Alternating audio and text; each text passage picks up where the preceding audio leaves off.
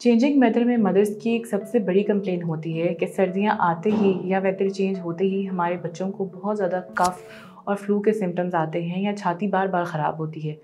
आज इस वीडियो में हम इस बारे में बात करेंगे कि इसकी क्या वजूहात हो सकती हैं। हमने नोटिस किया है कि 92% अवाम जो ये वीडियोस देखती है वो नॉन सब्सक्राइब्ड है हमारे चैनल को। तो आपसे एक हम्बल रिक्वेस्ट ये है कि इस चैनल को प्लीज़ सब्सक्राइब करें ताकि आपके लिए हम बेहतर से बेहतर कंटेंट बनाएं और बड़े से बड़े डॉक्टर्स को अपने प्लेटफॉर्म पे ला सकें। Thank you. अस्सलाम वालेकुम, मेरा नाम डॉक्टर माहम इमरान है और मैं एक चाइल्ड स्पेशलिस्ट हूँ। मैं पिछले 8 साल से इस शोबे से मुंसलिक हूँ। सबसे पहले तो एक बहुत बड़ी मिथ है कि सर्दी से निमोनिया या छाती ख़राब होती है। सर्दी अपने आप में किसी किस्म का इन्फेक्शन कॉज नहीं कर सकती।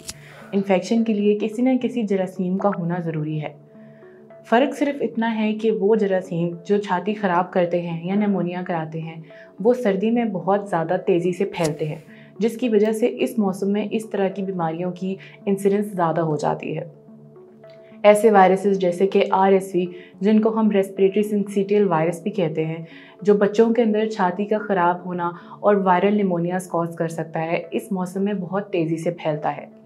इसके अलावा ऐसे बच्चे जिनको एज़मा या इस तरह की एलर्जिक प्रॉब्लम्स होती हैं, उनके भी बहुत ज़्यादा फ्लेयरअप्स इस मौसम में होते हैं। तो इसकी क्या वजह है? इसकी वजह ये है कि सर्दियाँ आते ही हम अपने घर के सारे खिड़कियाँ और दरवाजे बंद कर देते हैं और हीटर को फुल टेम्परेचर पे ऑन कर देते हैं। इसकी वजह से जो हवा होती है वो बहुत ड्राई हो जाती है, जिसकी वजह से रेस्पिरेटरी सिस्टम बच्चों का बहुत ज़्यादा ड्राई हो जाता है और खुश्की की वजह से बच्चों को बहुत ज़्यादा खांसी आती है। इसकी एक और वजह ये भी होती है कि वेंटिलेशन भी ख़त्म हो जाती है, जिसकी वजह से अगर कोई एक बंदा भी बीमार हो तो वो घर के बाकी अफराद को भी बीमार कर सकता है, क्योंकि जरासीम घर के अंदर ही रहते हैं, वो बाहर नहीं जा पाते। अब हम इसको घर पे ठीक कैसे कर सकते हैं? सबसे पहले तो ये कि जैसे ही आपका सीज़न चेंज होता है और आप हीटर्स का इस्तेमाल करते हैं, कोशिश किया करें कि दिन में एक दफ़ा लाजमी अपने कमरे की सारी खिड़कियाँ दरवाजे खोल दें ताकि फ़्रेश एयर आ सके और कमरे की और घर की वेंटिलेशन हो सके। इसके अलावा ये कि अगर आप हीटर का इस्तेमाल करते हैं तो उसके साथ एक प्याली में थोड़ा सा पानी रख लें या ह्यूमिडिफायर का इस्तेमाल करें ताकि हवा में बहुत ज़्यादा खुश्की ना हो। अगर बच्चे छोटे हैं और खुश्की की वजह से खांसी की या नाक में ख़ारिश की शिकायत करते हैं तो आप सलाइन ड्रॉप्स का भी इस्तेमाल कर सकते हैं या नॉर्मल सलाइन से नेबुलाइजेशन भी करवा सकते हैं।